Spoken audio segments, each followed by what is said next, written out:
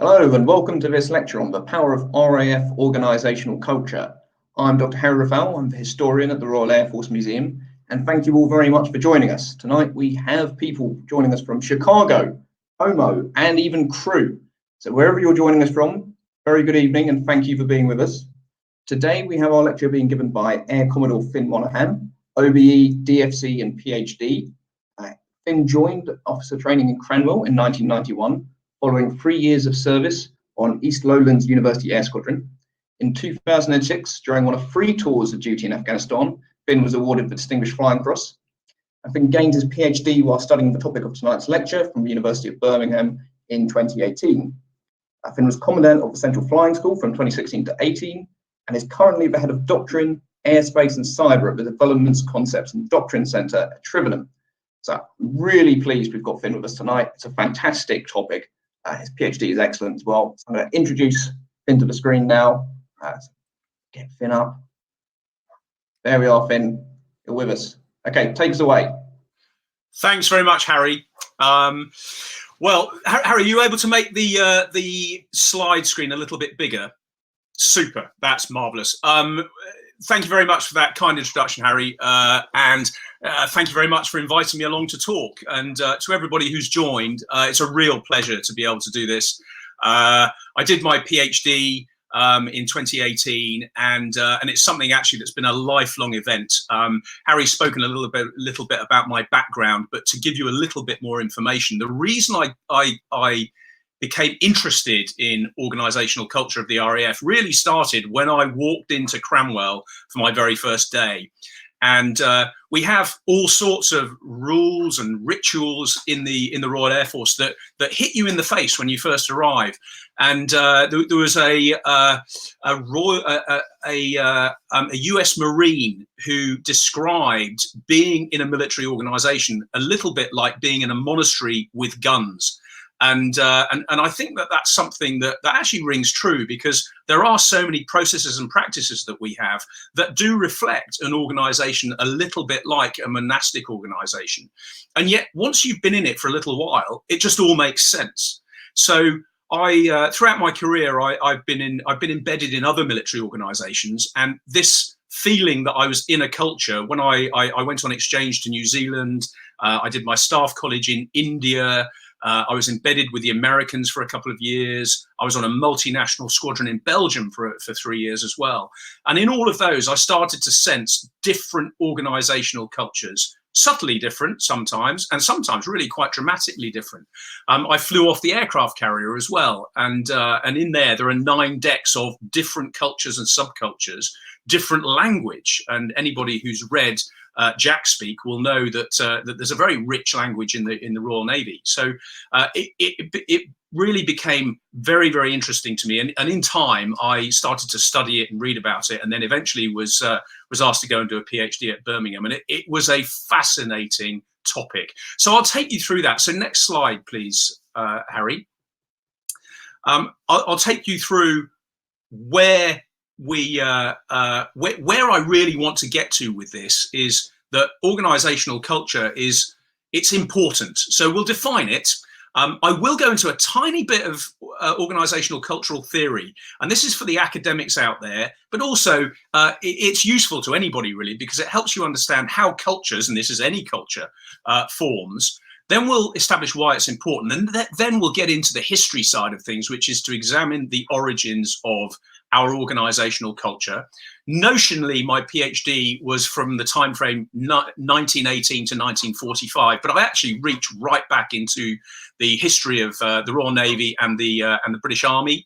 And my PhD covered a massive subject area, which I was warned off at the beginning, and I'll go into a little bit of that a bit later on. Next slide, please, Harry.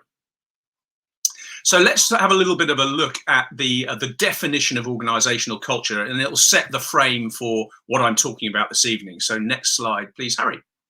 So this is a good one here. This is a sort of fairly academic view of what organisational culture is: the organisation's visions, values, norms, systems, symbols, language, assumptions, beliefs, and habits. It's a broad understanding of something.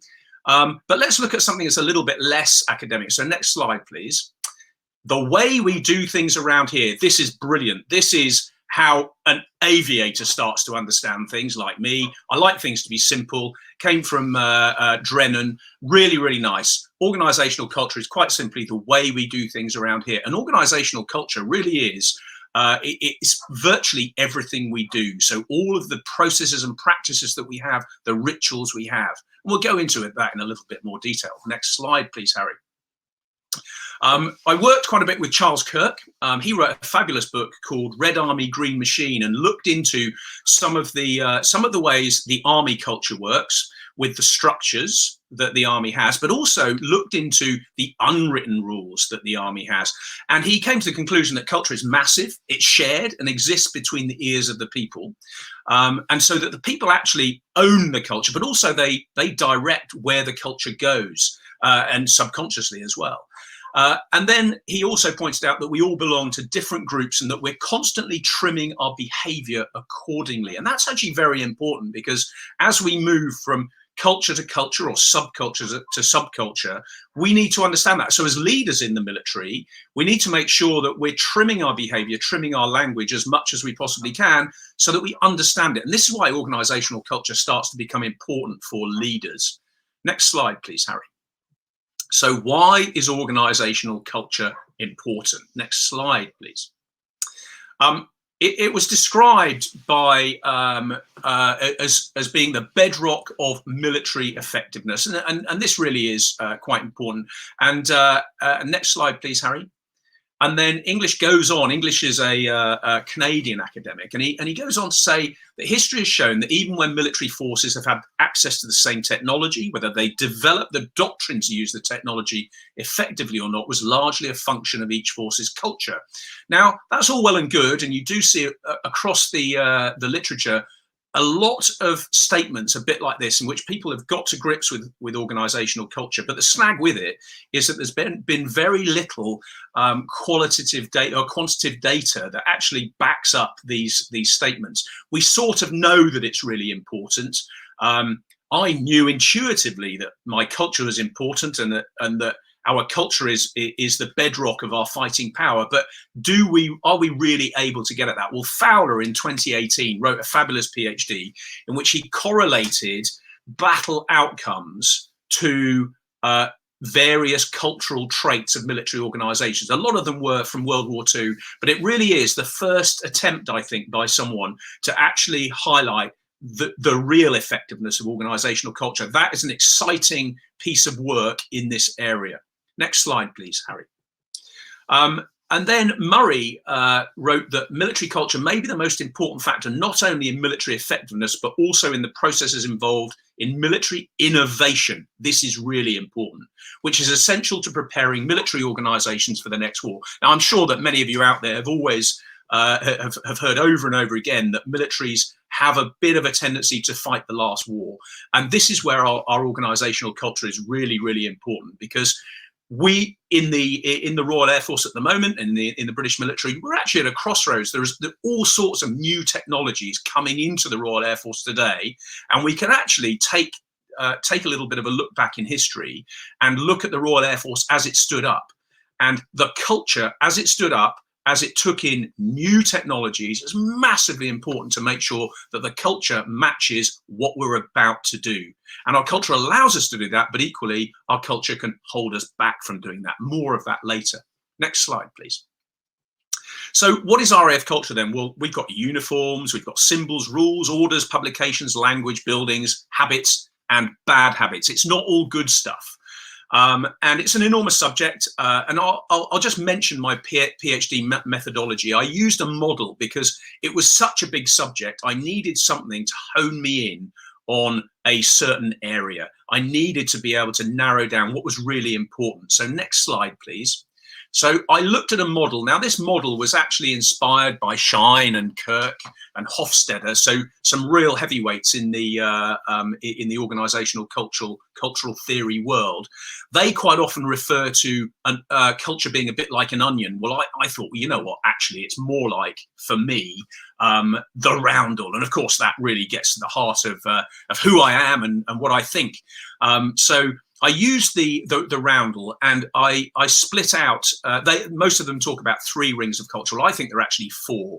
So we've got on the outer layer the observed culture, then processes and practices. Then both of those together contribute to give us attitudes, expectations, and assumptions. So we start to build things as the outer layers start to impact us as people. And then in time, we create very deep structures. Now, these things happen both on a personal level, but also as a group.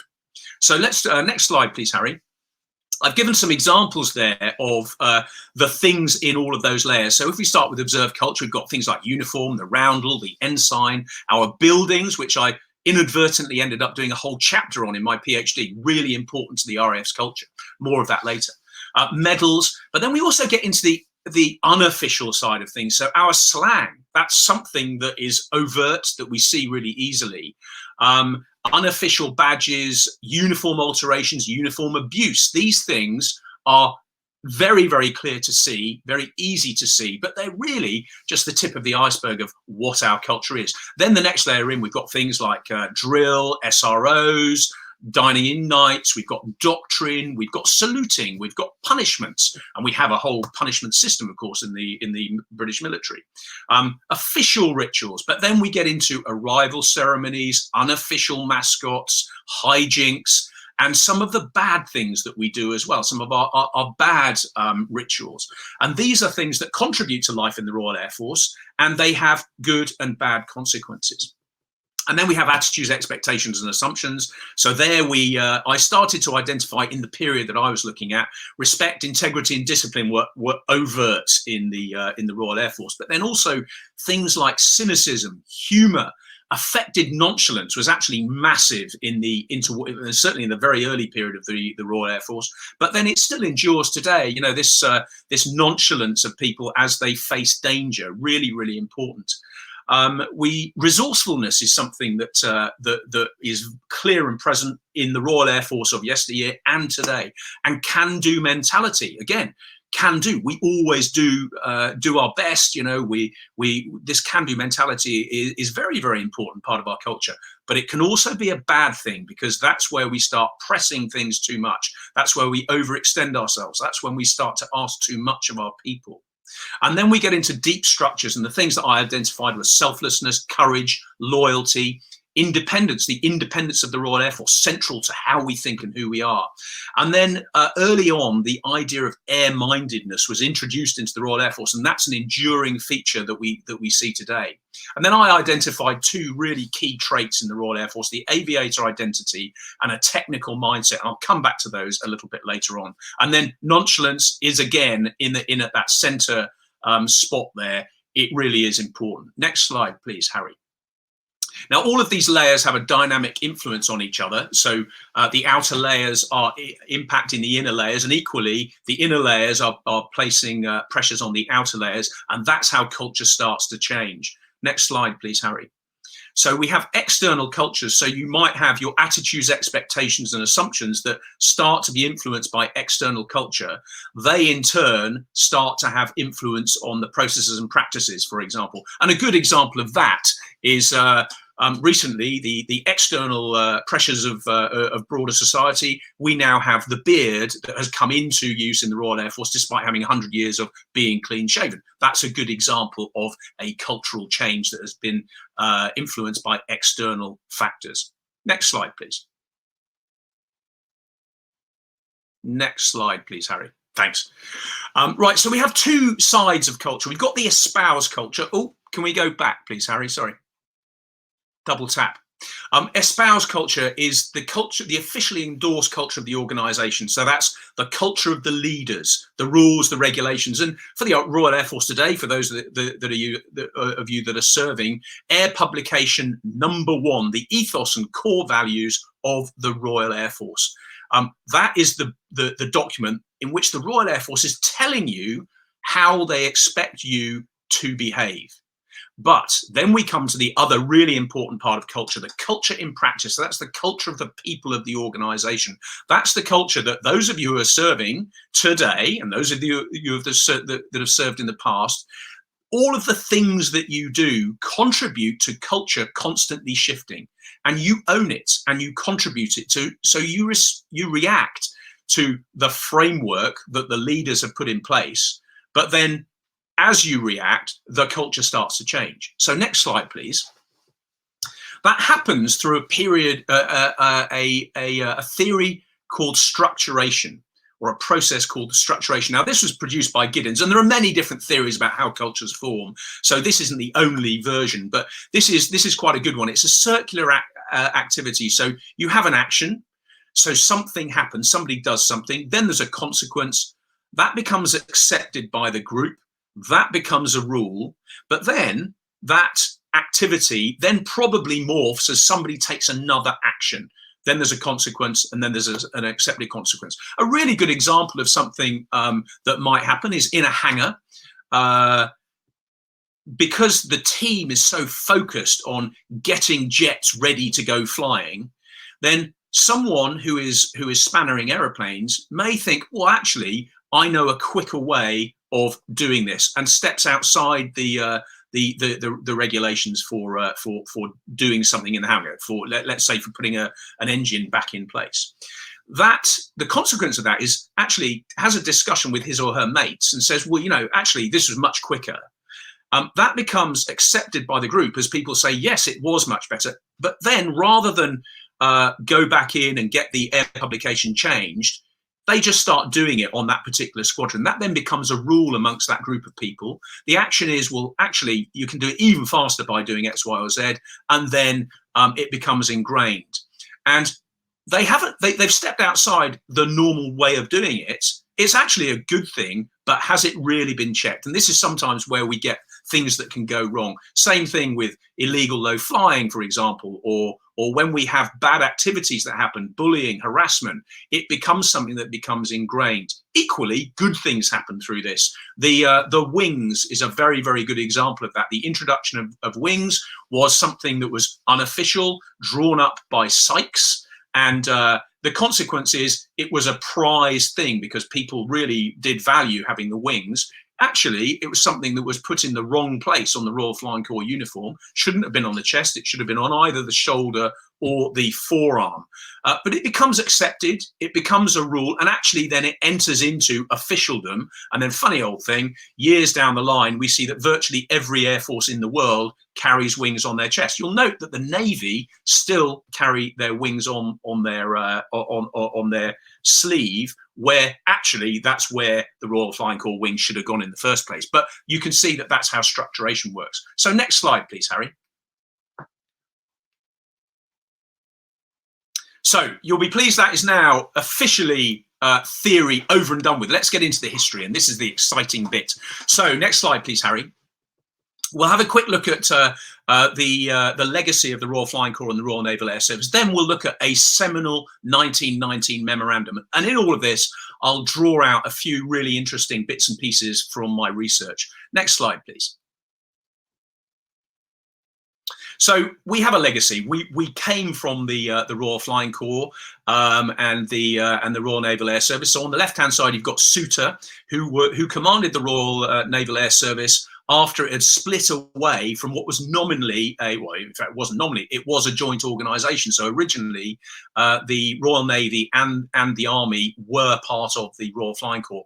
But the Navy split away quite early on. Souter was in charge of the Navy, and that developed in a certain way. Henderson was in charge of the Royal Flying Corps. Sykes was the commander of the military wing of the Royal Flying Corps. And then Trenchard came along a little bit later on. He actually replaced Sykes as the commander of the military wing and then the Central Flying School.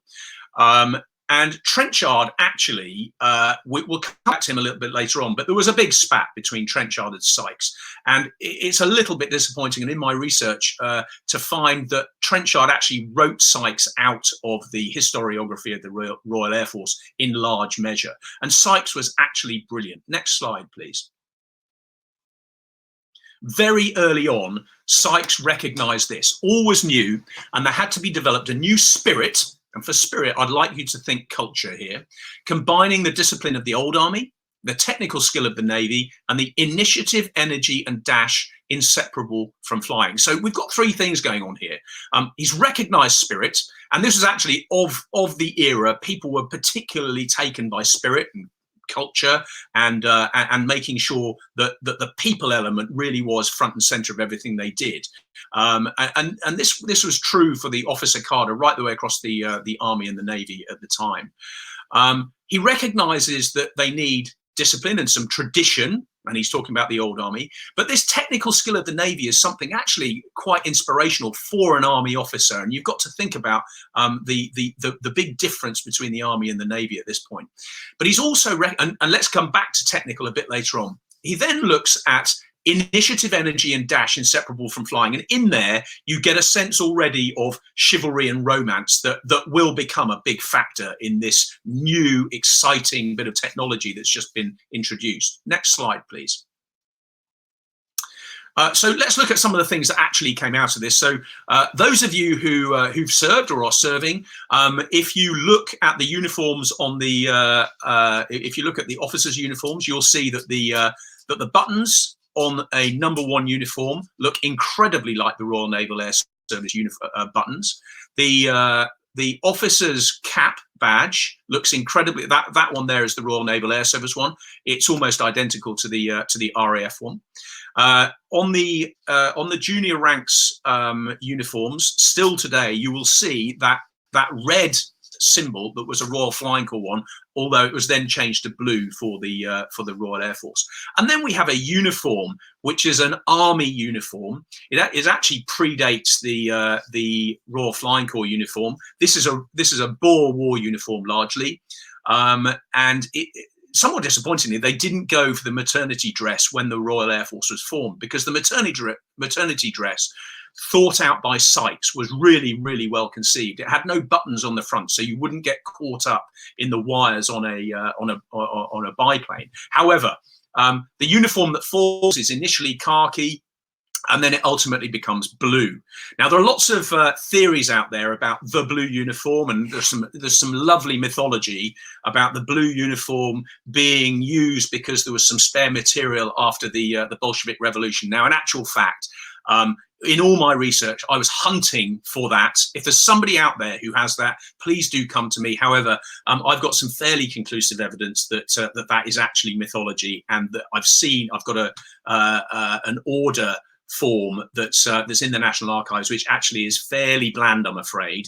But let's leave it as being a bit of mythology because I love the story. So next slide, please. So we start deciding what are we going to do with the Royal Air Force, and some real thought went into this prior to the 1st of April 1918.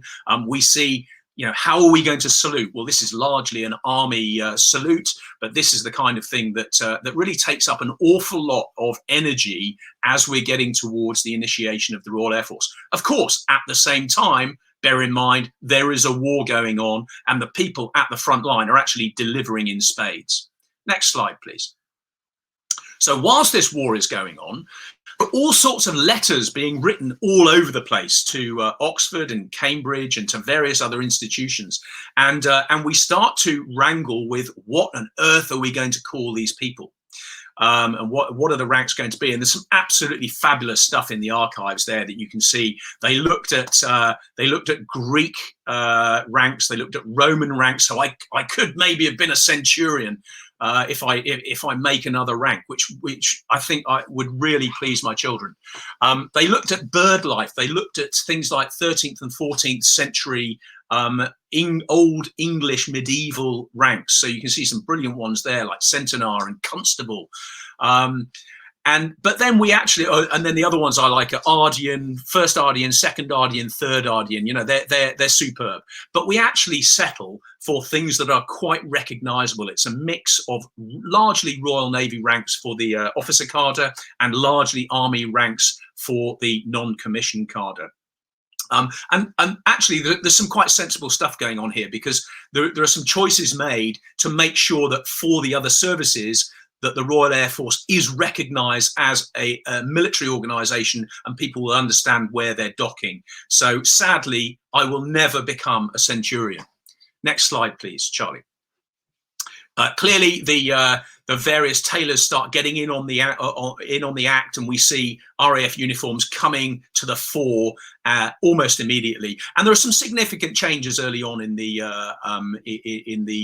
Royal Air Force uniform, and it's really fascinating to wander around the two sites at the RAF Museum and see how it does change. But we do see some things that have remained. So the Royal Air Force No. 1 uniform is largely unchanged, and something that actually allows us to identify with those who've gone before. Next slide, please. So let's just look at some of these things then. So the Royal Air Force Ensign ceremony and the Royal Air Force Ensign itself, a couple of great stories about this. So the Ensign, the RAF approaches the Admiralty unofficially and says, hey, you know, we'd quite like an ensign. The Admiralty says, over our dead body. Meanwhile, Trenchard decides that he's going to pull a little trick, and he sends a balloon that flies around or an airship that flies around Windsor Castle with a Royal Air Force ensign or a prototype of it hanging off the back of this airship, and the King approves. And so Trenchard is able to then go off to the Admiralty and say that the King has approved. And actually, it caused some real ructions between the Royal Air Force and the Navy for about another 5 years. And I know that Sophie Antrobus is online this evening, and she's certainly written about that as well. A lovely story. So the relations between the Army, the Air Force and the Royal Navy were a little bit strained over that one. But we also took their flagpole, and if you look at RAF stations, you'll see that we have a Royal Naval flagpole. But the other thing that's superb is the Royal Air Force Ensign ceremony was about 20 minutes. So today we go out, a whistle's blown, the ensign gets raised, there's a salute, and then everybody walks away. In the day, it was a 20-minute affair with a band, with a guard, with things being unfolded, and it was all it all harked back to the 1700s when the Royal Navy had a serious mutiny, and they introduced this this idea of making sure that people were shown the colours, and we adopted that, and we actually kept it going until World War II, when I think manpower issues ended up causing a little bit of a problem there, and it just became impractical. So then we moved to a much shorter but less ceremonial affair. But it still happens every day. The colours are raised and lowered. The roundel's another nice one. This actually dates back to the French Revolution.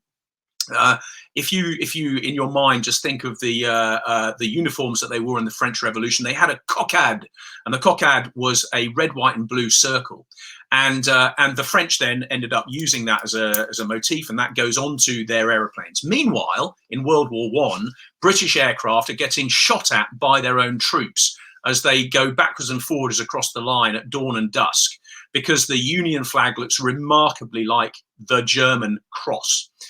So understandably, the troops start shooting at these airplanes. So at the time, Henderson writes to the chief of the French Air Forces and says, please, can we borrow this symbol of yours? But we reverse the colours, and we retain that to this day. And it is a real symbol of the Royal Air Force, but actually of all of these services that fly airplanes. So it's on all aircraft. King's Regs and Doctrine, they are straight from the Royal Flying Corps. The GD branch, the General Duties branch, is actually a transposition of the executive branch of the Royal Navy. We talked about ranks already. The Brevet, talked about that, introduced, it was drawn on a blotter by Sykes one evening when he was down at Andover. And then we have some official words that we decide to implement too. And Henderson was very clear that he wanted both naval and army things to come in. And this is reflected in a big long list of words that people are ordered to use. So port and starboard rather than left and right. And that's something that in the flying world has remained until only about 5 or 6 years ago, when we went to left and right. Cookhouse rather than galley, rations rather than victuals. And then, of course, we have the moustache. Early on in King's Regs, there is an order that goes in that the top lip is to remain unshaven. Doesn't last for very long, but what comes out of it is this sort of aircrew spirit in which, if you're going to make me do that, watch this. And you see this emergence of really big bushy moustaches. And by the time we get to World War II, I've got some brilliant quotes from people in the army who absolutely despise these pirate-style moustaches that the Royal Air Force officers were affecting, particularly when they're on troop ships, and long hair and looking a little bit scruffy, frankly. So next slide, please. So now let's talk about this this really important document, the Permanent Organisation of the Royal Air Force. In this, it's a blueprint for the Royal Air Force. Really, it started out as just what aircraft we're going to have, what and what bases we're going to have. But crucially, in it, Trenchard says, firstly, to make an Air Force worthy of the name, we must create an Air Force spirit. And this heralds the moment at which Trenchard becomes absolutely obsessed with RAF culture. And he remains obsessed with it for the rest of his time in service. Next slide, please. So there are three key things in that 1990 memorandum that he refers to: the establishment of a separate training system, a building program, and air-mindedness. The separate training system is key. The plan originally was for people to be trained at Dartmouth and at Sandhurst, and then across the various training schools around the Army and the Navy. Trenchard was absolutely against this. Next slide, please. So he establishes a staff college at Andover, a flying training system, the RAF college at Cranwell, and the apprentice system at Halton. These are really key. So the flying training system clearly is all about flying and was actually centered on flying safety. The Royal Air Force College at Cranwell, you can see a picture of it in the bottom right-hand corner of the screen. That was really, really important. That was almost a totemic organisation for the officer cadre of the Royal Air Force. It looks a little bit like Sandhurst, actually, apart from it's got the big tower on it, and on top of the tower, it's got a lighthouse, which is a nod to the Royal Naval origins of the force. This is very, very traditional. And in fact, the officer cadre is quite stuffy, and I'll come on to that in a few moments. The apprentice system, meanwhile, and I've seen there are a couple of ex-apprentices who are logged in, absolutely innovative. This is where we do some really, really interesting developments for the Royal Air Force. And I'll come on to that in a few moments to explain why it's so innovative. Next slide, please. So we have a building program, and this is really important because at the time, 1919, we had very, very few permanent buildings. And Trenchard was really clear we needed to build stuff in brick and mortar and establish some decent foundations to allow the Royal Air Force to remain independent. Next slide, please. Buildings, culturally, they exert tremendous influence on us. Sometimes we're unaware of it, but it certainly does in the case of the Royal Air Force. 454 aerodromes built between 1918 and 1945 in the UK alone. That doesn't include all of those airfields that are built right the way across the empire. Really important because they are almost identical. They're built from patterns. Lutyens, who was one of our finest architects at the time, in conjunction with the Fine Arts Council, start to adjudicate on whether these are acceptable or not. And that's really important. And they're built at pace and relatively cheaply, actually, as well, because they're identical right the way across the country. And you know today when you are on a Royal Air Force station. And the thing about these buildings is they really were modern for their time. For the officers, they decide, hey, we need a little bit of history because they're actually quite traditional. So we have faux Georgian windows and big columns and things like that. And then for the troops, the buildings and the blocks are actually Art Deco because they are far more modern.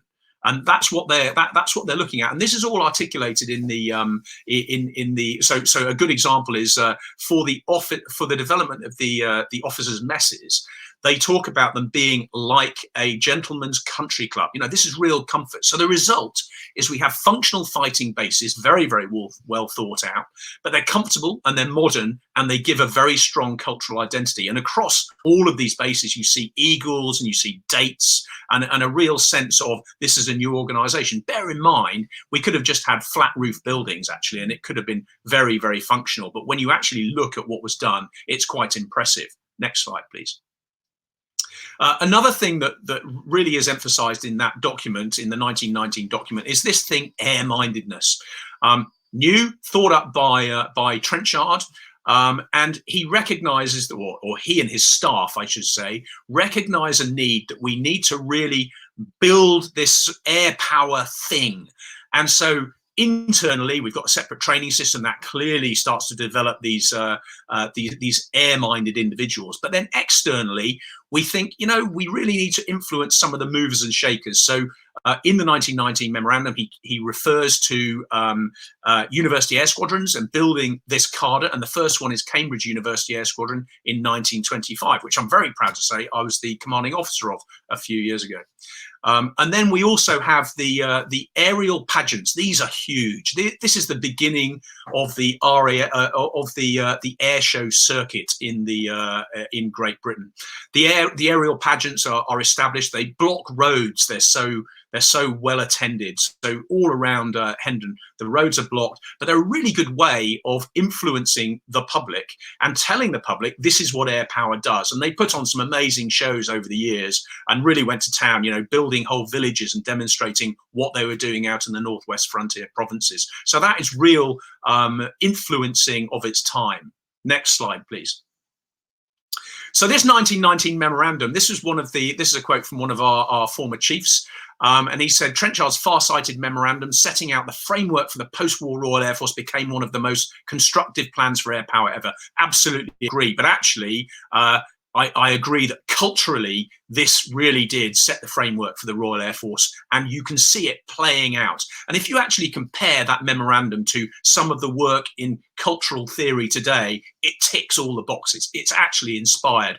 And I can say that we haven't considered our culture in the round since 1919, although I'll tell you about what we're doing about that at the end of this lecture. Next slide, please.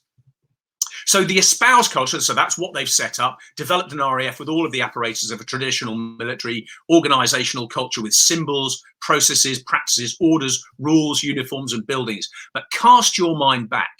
That is the structure that was set up. And largely, if you look at it, we should really be pretty much like army people. But remember, the people start to interpret the framework that they're put in. And next slide, please, Harry. We start to now interpret things and the culture of the people starts to play in. Next slide, please. And we get a couple of things that emerge. The first one is aviator identity, this new breed of warrior.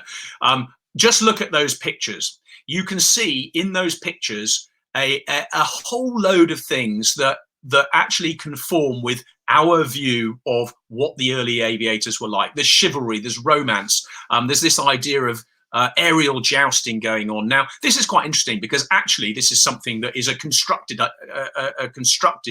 identity, really, because the reality of being in these aeroplanes, if you read some of the accounts of what it was like to fight in World War I, actually hours and hours in wet cockpits, glycol in your face, terrified of being shot down because you had no parachute. This was actually something that was actually quite terrifying. But everybody starts to identify with this chivalry and this romance. Next slide, please. And why is this? Well, it's because actually it is something that when you're doing something so dangerous, you want to identify with something that really is superb. There's a real public school influence going on here as well, and the public school influence of the day is something that eschewed fear and the idea that you can shrug things off. Next slide, please. And this is a document that I picked up in at the RAF College archive. It's superb. It's called the Character Book, and I'll just take you through it. So we've got the name. We have the school that people, or sorry, that's the what the parent did, the school that it went, that the individual went to. Next slide, please, Harry. Yeah, that they tracked when people were promoted right the way up to group captain. Sadly, not beyond. Next slide, please. But then also there's all sorts of really interesting sociological data in the comments boxes, and you can see there that we've got stuff from people being killed, and you can see actually, just look there, it's quite hard to see actually on the screen, but the number of people from this particular intake that died whilst they were at Cranwell or just beyond. Death was ever present, and this is really important. Next slide, please, Harry. The school, this is really important. This gives you an idea of this public school influence. Next slide, please. Look at some of these. We've got Eton, Haileybury, Clifton, Wellington. It was really, the RAF was actively targeting the top 5 public schools of its era. Next slide, please. And this public school influence is really important in the interwar period. We get a predominance of officers fighting. They've just come from public school. The death rates are enormous. They don't have many immediate command responsibilities. So unlike their colleagues that go into the Army and the Navy, where they do have command responsibilities, actually there are lots of reports of it's just like school. Plus, they've got this idea of shrugging things off. This idea of chivalry and romance is being reinforced by the media, the official histories and personnel themselves. And they develop a very, very clearly identifiable humour, nonchalance, and also something in there which hasn't necessarily endured to today is immense modesty. You are not allowed to boast. This is really, really key to who these people are. But the humour and the nonchalance are massive. Next slide, please. This aviator identity endures throughout the Second World War, and I argue it endures today. There are all sorts of things we do in which I interpret my world through this aviator identity lens. Next slide, please. There's something else that's happened in the Royal Air Force of the day as well, and actually it starts in the Royal Flying Corps and the Royal Naval Air Service. The technical mindset, pride in what you do. This is key. This is so important. They start to develop such pride in what they do that some of the other attributes of military life and pride are pushed on one side. And something that is clear from all of the records of the period that I worked at is things like polished boots are lower down the scale than the pride in how you spanner aeroplanes, how you operate in the cockpit, how you support in all of the other roles that emerge, all of the trades and the roles that emerge in the Royal Air Force. Next slide, please. And again, that endures, and there's real pride, and also something, you can see the picture of all the women there. The number of women involved in Royal Air Force activities is actually enormous compared to the other services. And technical pride in what they do is clear and present. Next slide, please. We'll come back to this now. So next, just click on that again for me, please, Harry. So this is the character book again, and we go back into some sociological stuff, and we reach back because this technical pride really starts to come from the apprentice school. And I've just highlighted here in there you can see AA, and then you can see some positions. AA is Airman Apprentice. So whilst we had this real public school influence, at the same time, Trenchard decides that he's going to send 6 people per year straight to Cranwell from the apprentice school to commission. This is really important because the backdrop is we've just had the Bolshevik Revolution. Most of the middle class are terrified about people rising up. But at the same time, Trenchard decides, no, we're going to have all of these apprentices and I am going to deliberately commission them. And this is key to the officer cadre actually becoming quite technically aware, but also you can see on the right hand side of the red bubble I've got there some numbers, number 1, number 2, and I think it's number 8. They are the places that these people come on this particular course. The airman apprentices are simply superb. Out of the 32 courses that they were on between 1923 and 1938, they top out on 16 of them. So they have the top cadet of 16 of those courses are airman apprentices. They only represent 10% of the population. They are superb. The preparation they've had and the fact that they were so selected to go into the apprentice school system is really important. We then get, at the same time as them commissioning this way, after they graduate and they go off and they do some spannering on aeroplanes for a while, loads of them commissioned, particularly as we come into World War II. So we get a democratization of the Royal Air Force that we don't see in the other services. So we see early on the green roots of a certain meritocracy. This is all relative, by the way, in a very, very hierarchical and class-based system. Next slide, please. But very different from their counterparts in other services, and that's a source of pride for the services. But they're one of the people. I've actually blocked the names out for reasons that I needed to. But you can see there, the father of this one was a chauffeur. Bear in mind that lots of the other ones are landowners, private means, and they've all been to Haileybury and things like that. There is a real cultural difference going on here, which is quite interesting. Next slide, please, Harry. So the culture in practice then, this is the culture of the people. What does it do? Well, it changes us from being like army officers with a bit of naval influence, and we get this affected nonchalance. We get uniform abuse is widespread, particularly on the satellite airfields, and particularly in World War II. So people wearing pajamas under their flying kit. And this is quite widespread, actually. I've got all sorts of accounts of people wearing Stetsons on some of the outlying airfields. And bear in mind, this is all to do with, hey, eat, drink, and be merry, for tomorrow I die. On the main stations, on the 1933 style stations that you recognise, actually things are kept quite tight there, and dress standards and things are kept quite tight by the ever-present warrant officer. Top button is undone, and this is where we get into subcultures. Fighter pilots had their top button undone. Bomber pilots, they had these crushed hats to signify we spend our time in these aeroplanes with the headsets on. We get unofficial badges and traditions emerging, so things like the Caterpillar Club, for example. There's this emergence of the Brill Cream boys and pride in the fact that we're modern. We're wearing our hair long, unlike the army. The language is very technical. The banter starts to emerge, and of course we're famous for that, and I've put a few examples on there for you. Hijinks. Back to the public school thing. Hijinks are massive. They're actually quite immature, to be perfectly honest. Humour is enormous, and it suffuses the whole organisation. It spreads across the ranks as well. And we've got the emergence of a relative meritocracy. And I'll just highlight in that bottom picture, look at the rakish angles at which they're wearing their forage caps. They actually get to silly angles that are actually gravity defying. And you see that spread across the Royal Air Force. Next slide, please, Harry.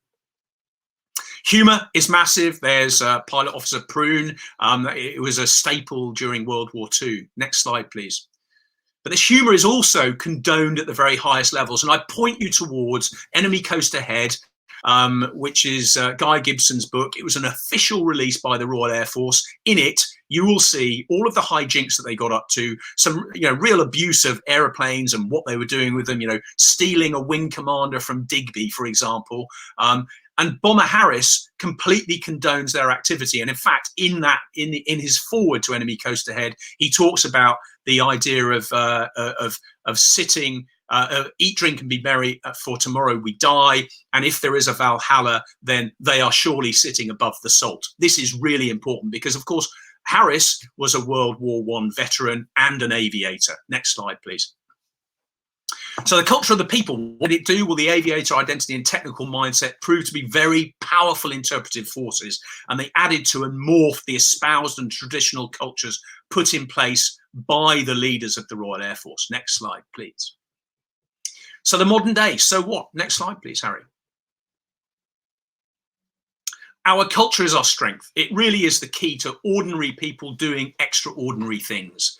And as we modernize, and it's very clear that we need to modernize, we've got autonomy, we've got space. What is a space warrior? How are we going to reward space warriors for what they do? Same with remotely piloted systems. How do we go about rewarding people with medals when they're not directly in the face of the enemy? And that's been an enduring thing actually for the Royal Air Force since about 1928. So these are things that, how do we recognize our culture? Next slide, please. We have this thing, the components of fighting power. Our fighting power is derived from our conceptual component, the moral component, and the physical component. Next slide, please. And all of those have a personal element. People are involved in developing all of these things. Next slide, please.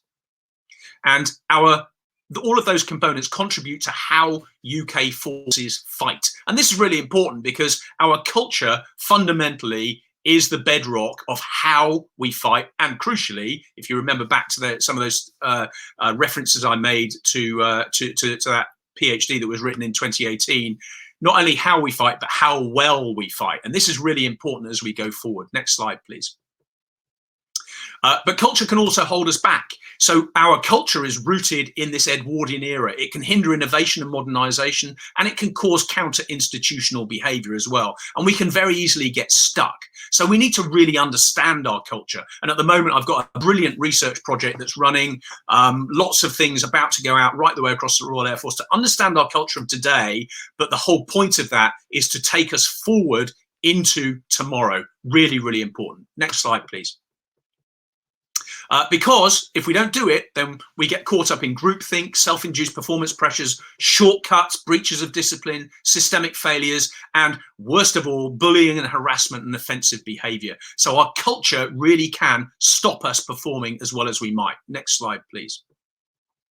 And we got lots of challenges because unlike, you know, the era I've been talking about, we've got increased mobility of our personnel. Everyone's got a car, less socializing. So we're not behind the wire, all socializing together all the time. Expectations by people of greater freedoms. We've got less dining together. That is a real feature of the modern Royal Air Force. We've got lots of working spouses in which now we've got people who they start to become static rather than moving around like they might have done 20 years ago. And then there are also fiscal pressures all the time to make savings across defence, and that clearly affects what you can and can't invest in. Next slide, please.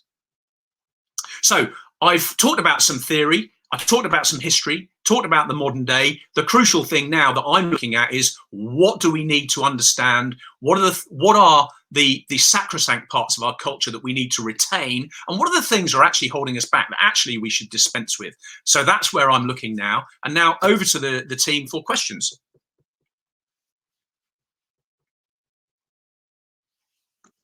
Okay, thank you very much, Finn. I'm going to give you a quick moment to catch your breath. I'm going to pull myself up. I should say, before we put some questions to Finn, if you've enjoyed tonight's lecture, you can join us again in April on the 8th, when Chris Rogers will discuss disarming the Luftwaffe, 1945 to 48, and on the 22nd, when K.S. Nair will describe the experiences of the Indian Air Force in the Second World War. And then our next Royal Aeronautical Society Trenchard lecture is with Thomas Withington on how Bomber Command pioneered electronic warfare. But tonight's lecture, I really enjoyed it, Finn. I'm pulling you back into the main focus where you should be. I've really enjoyed it. I think there's so much we can get into here. I know there's a lot of questions from the audience though, so I'm going to ask you just a quick question from myself, which is, we've talked about the RAF's culture and how it can be, it can change because of external pressures. But how does the RAF's own culture help shape society as well? If you think in culture, lots of films, and with an increasingly small footprint, what are the sort of pressures that you see changing there as well? Well, I think something really important actually is to underline, you know, that apprentice school that not only shaped culture, that actually it formed the foundations of the incredibly successful British aviation industry back in the day. You know, that really was quite remarkable, and actually was part of Trenchard's logic that he presented in his mission to ensure that was actually funded, because it was brought up in the Houses of Parliament, but this was way too expensive. And in fact, there were some really interesting comments that there was an MP who highlighted that for an individual to be trained, bear in mind from the lower classes, and it was from the upper working class and the lower middle classes, shocking, because it cost more to put someone through that than it did to put them through the very expensive public school that he was putting his son through. And why would we spend that money on someone? And Trenchard mounted a brilliant defense of this criticism, because he said this will form the basis of our future prosperity. And I think we can argue that that it really did contribute dramatically to the British aviation industry. And for those people out there who are in the forces at the moment, we talk about the whole force as though it's something new. Well, it's not something new. We were engaged with civil contractors right from the beginning of the Royal Air Force, and what's really interesting here is that that really had a dramatic effect on the outside. And you know, we can draw some parallels today. You know, we actually have one of the biggest apprentice systems in the country. So we're continuing on the technical side of things to influence things. We also have you know, some quite amazing interaction with the public, the Red Arrows. So I commanded the Red Arrows for a couple of years as the Commandant Central Flying School, and we were seen by 1.2 billion people in 2016. That is significant influence. And also, so there were, I think it was just over £4 billion worth of associated inward investment that came from the 2016 tour overseas. I mean, you know, we're seriously influencing things going on. associated in when we didn't make £4.2 billion, by the way. These were things that were signed, and we were the convening power for that kind of thing to happen. But absolutely incredible. So we do influence things all the time, I think. And also, for the cadets out there, we've got more cadets than we have people in the Royal Air Force. And those cadets, some of them join, some of them go on to do other things. And the influence of cadets and their experience in the Royal Air Force, you can correlate all kinds of things to people volunteering. And we're a volunteering country. We've got a real sense of volunteering and charity, and learning some of the ideas of service, I think, are superb. So that's where I would couch the answer to your question, Harry. Brilliant. We do have a question on the Red Arrows, which might not shock you, Finn, which is, how did the Red Arrows come about? Did they have the name Red Arrows at the start? Was there any doubt of the display team during its history, and how much of a morale boost does it bring during its history? I mean, there are all sorts of names that you can look back at the Red Arrows and the formation of the Red Arrows, and but the Red Arrows itself, it was 1963, I think, or so, that actually we get the moniker Red Arrows. I'd need to check that.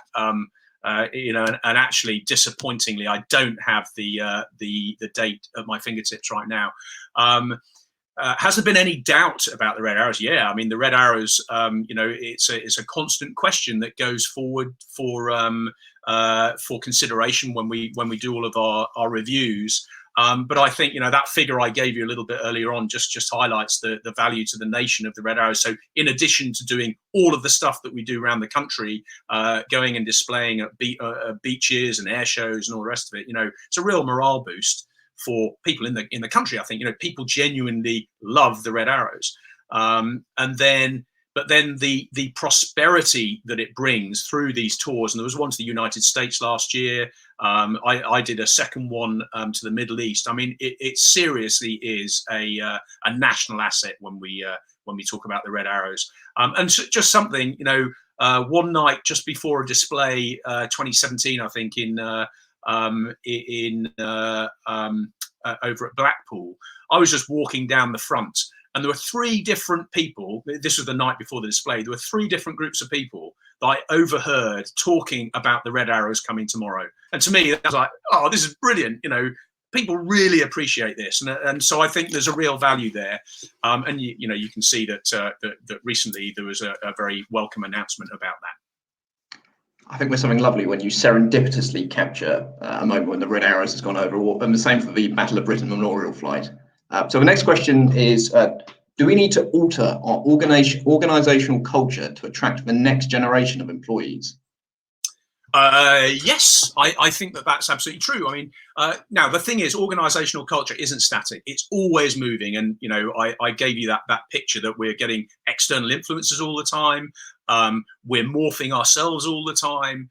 And the people within the organisation are morphing, and a good example there is beards. We've just introduced beards into the Royal Air Force because there's it's a trend and it's a fashion and people want to do it.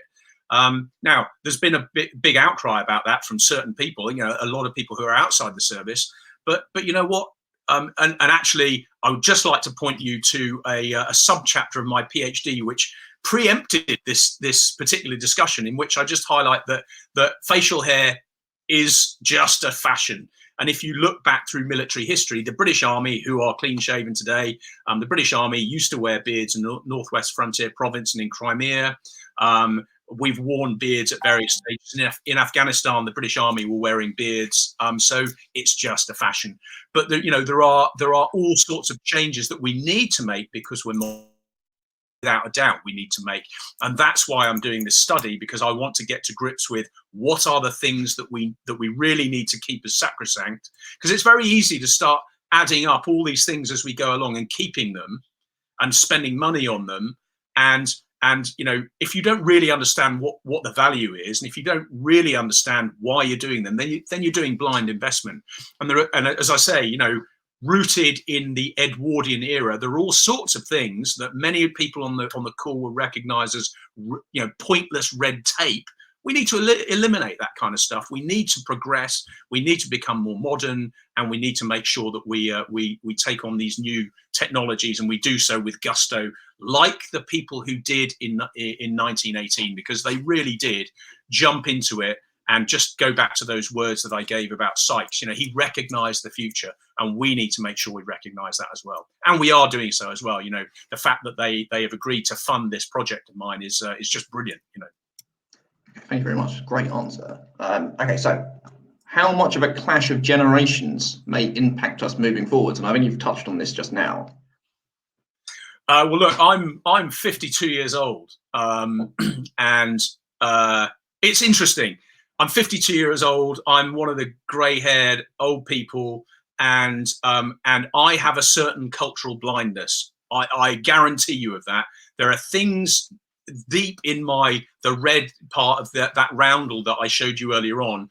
I am culturally blind to things, and there are all sorts of people like me who are culturally blind. So what do we need? Well, we need the input of the young, and I'm really pleased actually. ACAS has done a great job in the last sort of 18 months, 2 years, of bringing to the fore youth to start inputting in certain areas like this, and I've had some superb inputs from young people, because it's their Air Force. You know, I'm nearly done.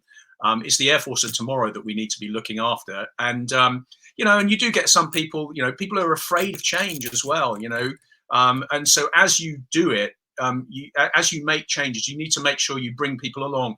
And Charles Kirk came out with a really good way of thinking about how you approach change, and it's to ride the culture that's already there as much as you possibly can, because that's the culture that exists amongst the ears of the people. If you hit them with something which is a massive change that hits them in the face, they become resistant to it. So we need to take everyone along with us on the changes. And that's why we need to understand our culture, but also understand cultural mechanisms to go forward. It's a nice sequence of questions here. It's not on purpose, but I've got another question here, which is, do you think that the strong organisational culture that the RAF has dilutes individual generational preferences? For instance, perhaps more recent generations' likelihood to move careers more frequently?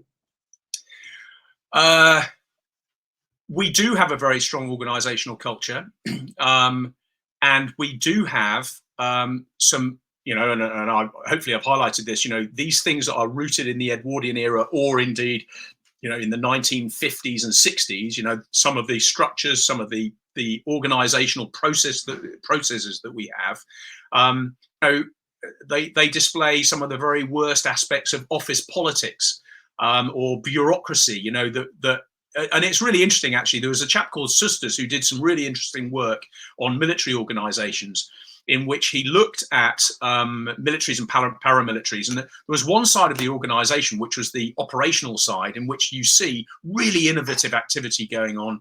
People are very task focused, very team focused, and they'll break rules to achieve the task. Whereas the other side of the organization, and they were his words, displayed the very worst of office bureaucracy, actually were very slow to react to things. And as I read this particular thing, I thought, oh yeah, well, I can see elements of the Royal Air Force in that. And at the same time, something that was really interesting, when you transfer from one side to the other, you actually morph into being risk averse on the on that sort of headquarters side of things, whereas on the battlefield you might be very have a very big risk appetite. So really, you know, and that would be unfair to people working at headquarters who do have a massive risk appetite and who are massively innovative. So it's a broad brush description by him, but there are things in our structures that I think we need to get at, and that's where we come to you know. Yes, I do agree. There are things in there that we need to change. We need to move forward. But these are being looked at, and looked at in some real depth at the moment. Actually, I was in a senior leadership team meeting the other day. People are really looking in this, really getting grips to it, because we need to modernise. And I love what's going on there. Really, really impressive stuff, actually. Okay, so the next question is from Trev Down, and he asks, with the introduction of ASTRA, the drive for cognitive diversity and the focus on competence rather than rank, what impact do you think this will have on our hierarchical culture? Well, I mean, there are some things like that. You know, as we progress with rank, you get promoted into new ranks, and the new ranks are linked to jobs. Well, all that's being looked at the moment. You know, how do we go about, and particularly as we get more and more technical, you know, you're going to have people who are in niche areas where you actually need very, very well trained and experts in their areas. So where we go with this is something that we really do need to address, I think. You know, do we look at what is largely a rank and promotion system, which is based on, I would argue, something round about the 1970s. You know, it's modernizing all the time. It is morphing all the time. But we've got some people who are really looking at this. And, you know, my cultural thing will look at this. We've got some really exciting work going on in professions, which could well revolutionize the way we look at this. So for those of you out there, you know, this is happening, and it's happening today. And it's a really exciting time because people have recognized the requirement to modernize. So we're there, we're thinking about it, which is great.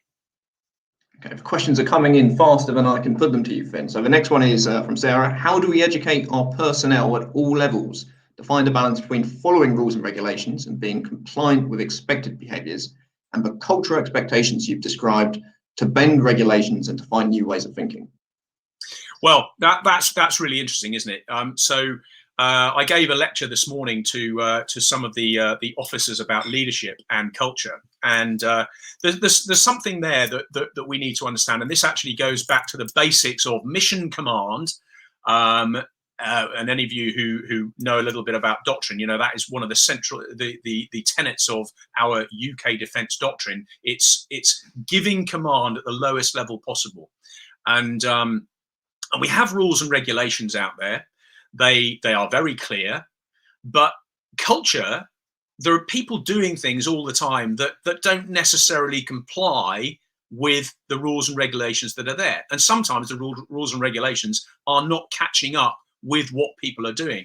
And so I say to the officers there, look, you need to understand where your moral compass is. You need to understand your levels of responsibility, and you need to think about how you are going to deal with things when you go into a position of command, because it is an enormous responsibility. You are looking after people, you're looking after their families, and you really are looking after people. You know, you've got an organization, and you need to make sure that you are very clear on how you're going to start to deal with some of the gray areas of where our rules and regulations are. And sometimes you need to encourage activity that is in the grey area, because sometimes it's very positive. Sometimes you need to acquiesce to it. So you need to accept that some things are happening, and not necessarily encourage it, but allow it to happen. Sometimes there are certain things that are positive, but you might need to ignore them and just let them happen because you know they're positive. And sometimes you need to absolutely stamp things out. And we have very clear disciplinary rules. And you need to also, as leaders, start to look at these things and think, well, are these rules and regulations, are they fit for today? Because things are changing all the time, aren't they? And you need to go in there, even at junior levels, and question whether we need to be updating rules and regulations, orders and things like that, because sometimes they're nonsensical. And equally, red tape. You need to be going in there at the most junior level possible and to change them. And we see that in the history of the Royal Air Force. You know, we see people with courage going in and changing things and developing them. And we see that also happening with tactics and going into warfare. Supremely important. Without those people who innovate, then we don't get any change. And sometimes you need to be brave and you need to speak truth to power. And this is where I think we're getting better, because people like me recognize, you know, I'm in command of a unit, but actually I'm only there as a figurehead, really. The people who are important are the people who are working for me. And if you look at the principle of mission command, the commander is relying on the staff to inform upwards. And this is something really important to understand in command situations. It's not the commander turning around and saying, right, everybody jump, because actually the ideas coming from my head don't match all of the ideas of those people out there who are the experts. And we need to listen to the experts, and the flow needs to come up the chain. And then, presented with a whole bunch of different options, then the commander has the hammer and says, right, well, we're going to take option B or C. And at that point, you expect the team to jump in behind you and go. Yeah. Okay, we've got a question from Sophie Antrobus, and she's asked, what is your personal view about the contemporary debate around the term airman? It's very important in her view to how the RAF positions herself in moving forward, in improving diversity looking forward, but potentially a totemic issue in cultural terms.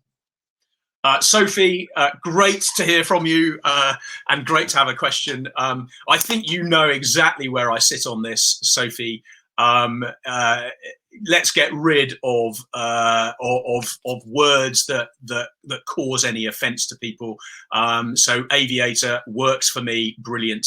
And beyond that, in my role as head doctrine, we are going through the lexicon of the Royal Air Force and Defence and actually stripping out as much as we possibly can and as quickly as we can. Because you know what? Why would I want anybody to feel that they're not included or demeaned in any way?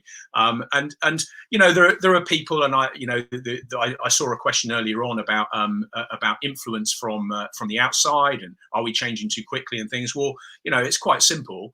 I look at diversity and inclusion very, very simply. In my command, and I've experienced this directly, I want my people to feel included because I want them to feel comfortable in my command. I want them to feel absolutely included and absolutely part of the team. Anybody who puts them down, I have no truck with. And I don't speak about this just because, hey, I want D&I to happen. I speak about this from the standpoint of fighting power. We are there to do fighting. People under my command who feel included and feel comfortable in their skin under my command are inherently going to fight better. We're going to have a better team. So it's all about fighting for me, Sophie. And then the other thing is, when we start looking at bullying and harassment, sorry, not part of my game. I want people to feel absolutely part of it. The other thing about inclusivity and diversity is to make sure that people under my command, if I've got a massively diverse group of people, then as we start to look at problems that we need to solve, then that diversity starts to feed into much better decision making, different views. Because as I said earlier on, you know, hey, I am culturally blind. I've been in for years. I think in a certain way. The more people I've got coming from different backgrounds, the better the more diverse solutions I get to problems. So D&I, brilliant. I'm absolutely for it, but it's all for me about fighting power. Let's go forward as a team. And I'm particularly proud, actually, when I joined the Royal Air Force, it was illegal to be gay in the Royal Air Force. You ran the risk of 56 days in Colchester if you were rumbled.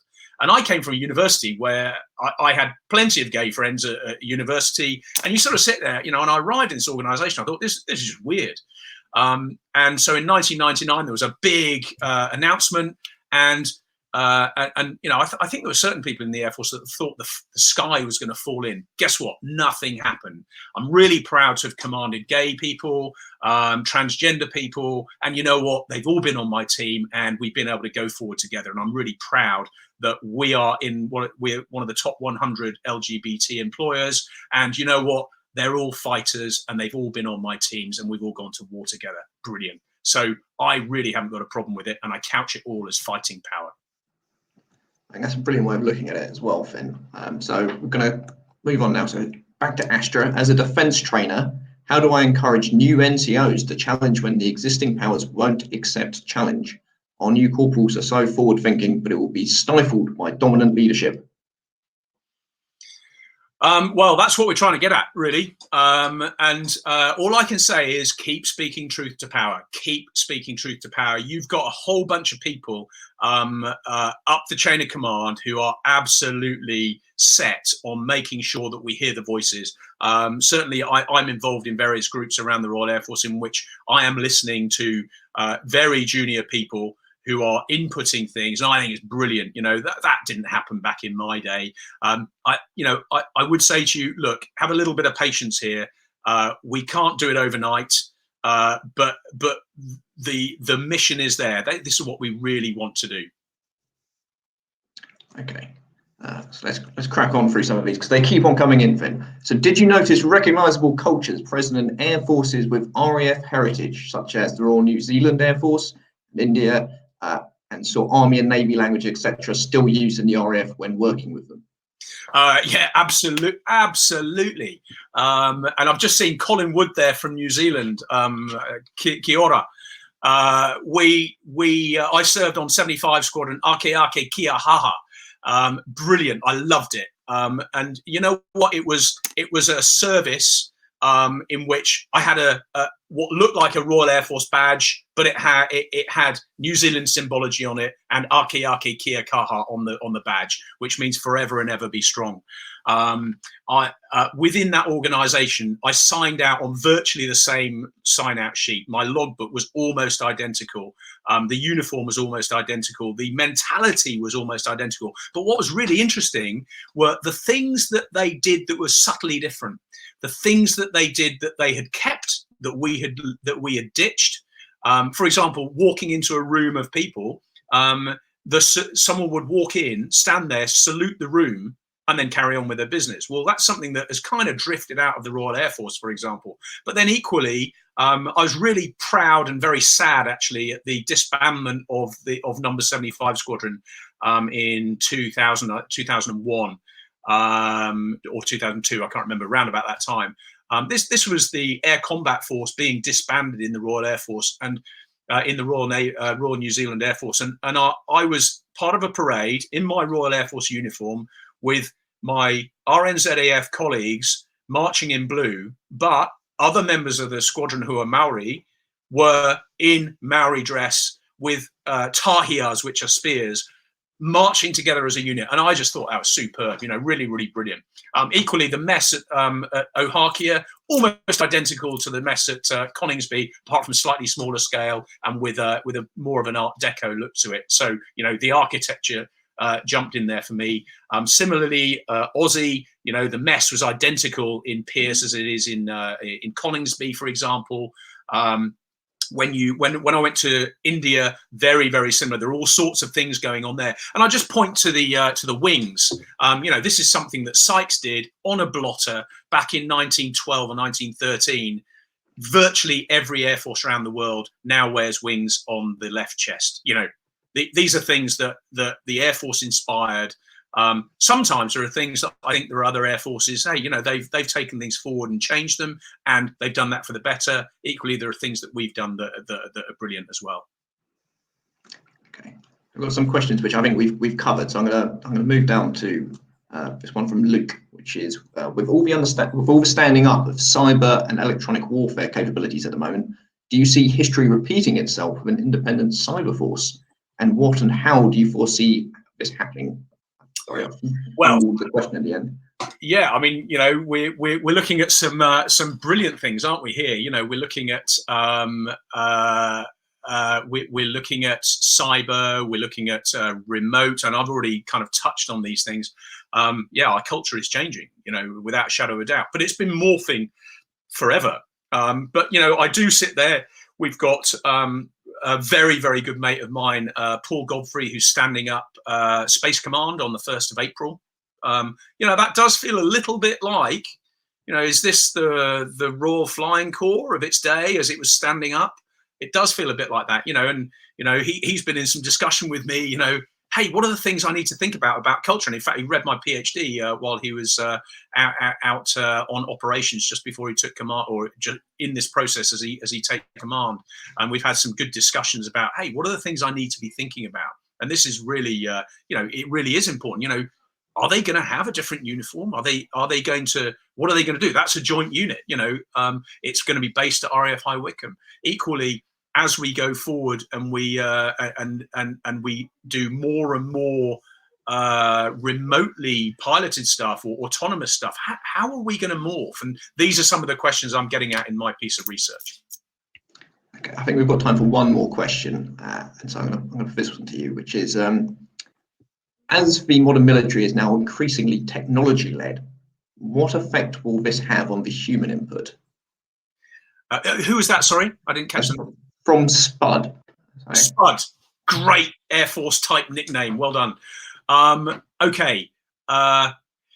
In my lecture there, you can see right back, if you think about what Sykes said in 1912-ish about it being a technical force just like the Navy. He was talking about the Royal Flying Corps at the time. The technical side of things transposes into the Royal Air Force. And it's something that you will hear from some of our seniors all the time. They will refer to a technical force. And it's something that we pride ourselves in because we're constantly innovating. We're constantly looking at new technologies, really important to the Royal Air Force. Something that we do need to be wary of, though, is, and this is true of most air forces, and there's good literature out there about how aviators and people in air forces think, and that's that that we are a little bit platform focused, and a word of caution here. I have flown airplanes. I've been particularly attached to the airplanes I've flown. It's the be all and end all when you're on a squadron. When I was on the Harrier, it was such an important airplane. But the interesting thing is, if you actually look back in history in the Royal Air Force, there's only been a Type 1 person. They haven't really changed that much. Equally, if you look back at the history of the Royal Air Force, aeroplanes have come and gone and actually haven't been around for all that long. If you look at our RAF stations, they haven't changed all that much. Should they change is a question. If you look at the way we go about dealing with our people, that hasn't changed that much. Now, does it need to change that much is a big question we need to ask ourselves. But we certainly have, we've got some work to do. And that's why maybe the update on the 1919 cultural study is quite important, because we are making very significant changes as we move from the industrial era to the digital and information era. We're already there. We're making changes at pace. The pandemic has caused a lot of changes as well. We demonstrated that we're able to rely on technology to a much greater degree and have much more flexible working and things. So these are things that we really do need to get at, but we mustn't forget the people. And that's why my cultural study is so important, because when you've got more than two people, as they come together, they create a culture or a subculture. And so understanding culture is really important. Understanding where we need to go with our culture is really important, because it's not just about platforms and technology. It's actually about our people. And if I take it right back to why is culture important, our culture, getting our culture right means that we get the advantage over our adversaries. We are a fighting force. We are a fighting power. I highlighted that our fighting power is rooted in our culture. We've got to make sure we keep this right, and we've got to make sure that we really invest in it. And to do that, we need to understand it, first of all, and then we know how we can go forwards. So that's kind of my summary. So a really good question, and thank you very much for that. Okay, well, thank you very much for that, Finn. I think it's testament to how important your research is, that it is so relevant to the RAF's contemporary future. And the questions we've had have primarily related to that. So I think it'd be fantastic if we can have you back at some point in the future to answer some more questions, because we, despite posing a lot of them to you and you being very generous of your time, have not managed to get through as many as I think people would like to have asked. But I think there's only one thing left to do, and that's behalf of our digital audience, is to thank you very much for a very interesting talk tonight. So thank you. Super, and thank you very much for logging in on a Friday night. You've probably got beers that you need to go and drink. And just as final sign off, Mike Parker, I can just see that that you had a cousin, Bobby Parker, on 75 Squadron. There's a link there, isn't there? And this is why culture is so important, because just being on a squadron makes you feel something. Just being on a station makes you feel something. The flag makes you feel something. The roundel makes you feel something. And actually, we don't really understand how deeply this affects us a lot of the time. So thanks for listening in. and have a great evening, and go and drink a beer and maybe hum the RAF the RAF tune. "Oh, 'tis my delight on a Saturday night to have a drink of beer." Thank you very much. On that perfect note, thank you very much. Good night. Good night.